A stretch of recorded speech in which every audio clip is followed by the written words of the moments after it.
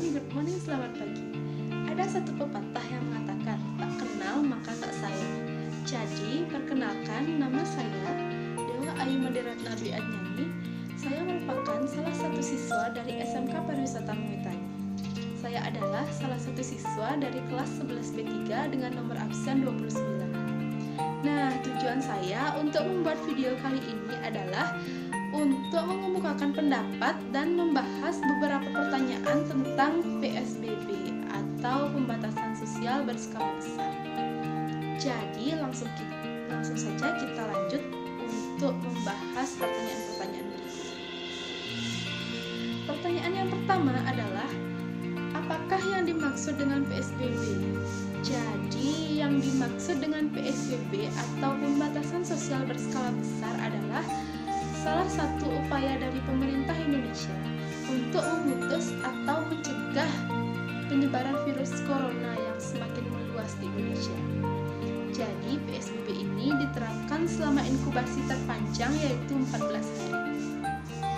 Namun tidak menutup kemungkinan diperpanjang jika masih terdapat bukti penyebaran. Lanjut ke pertanyaan yang kedua adalah, siapakah yang berhak mengajukan PSBB dan bagaimana persyaratan untuk menjadi wilayah PSBB? Jadi, yang berhak untuk mengajukan PSBB adalah pemerintah daerah. Pemerintah daerah bisa mengajukan daerahnya untuk menjadi wilayah PSBB. Permohonan bisa dibuat oleh gubernur untuk tingkat provinsi dan bupati atau wali kota untuk tingkat kabupaten atau kota.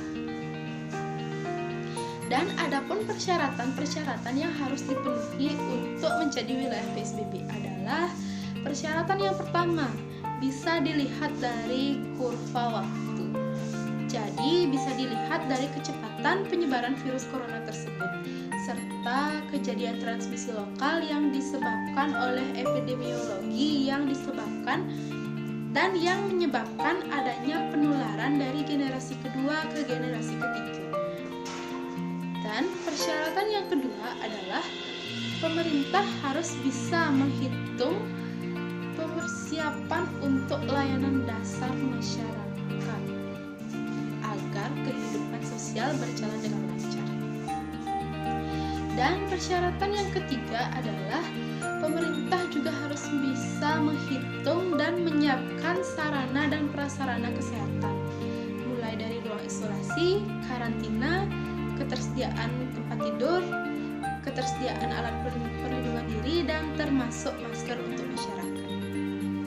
Syarat yang keempat adalah pemerintah harus bisa menghitung biaya yang dikeluarkan untuk 3 kegiatan utama pemerintah daerah, yaitu kegiatan yang pertama adalah pemenuhan alat kesehatan, yang kedua mendukung kegiatan atau mendukung industri yang mampu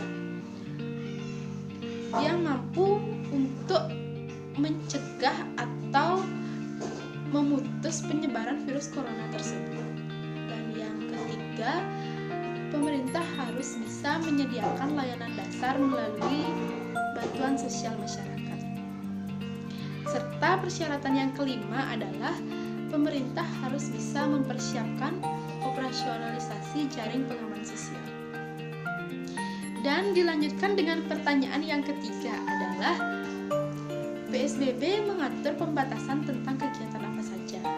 Nah, jadi PSBB mengatur kegiatan tentang yang pertama, peliburan sekolah, yang kedua, peliburan tempat kerja, yang ketiga, pembatasan kegiatan keagamaan, yang keempat, pembatasan kegiatan di fasilitas atau tempat umum, yang kelima, pembatasan kegiatan sosial dan budaya, yang keenam, pembatasan mode transportasi, serta yang ketujuh, pembatasan kegiatan lainnya yang terkait dengan aspek pertahanan dan keamanan.